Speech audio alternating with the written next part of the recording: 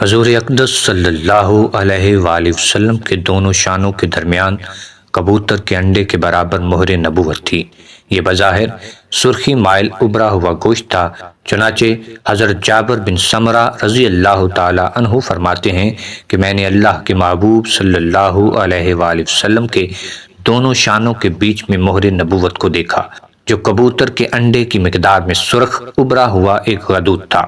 ایک اور روایت میں بھی ہے کہ مہر نبوت کبوتر کے انڈے کے برابر تھی اور اس پر یہ عبارت لکھی ہوئی تھی: اللہ وحدہ لا شریک لہ بوجہ حیث کنت فإنک منصور، یعنی ایک اللہ ہے، اس کا کوئی شریک نہیں، آپ جہاں بھی رہیں گے آپ کی مدد کی جائے گی۔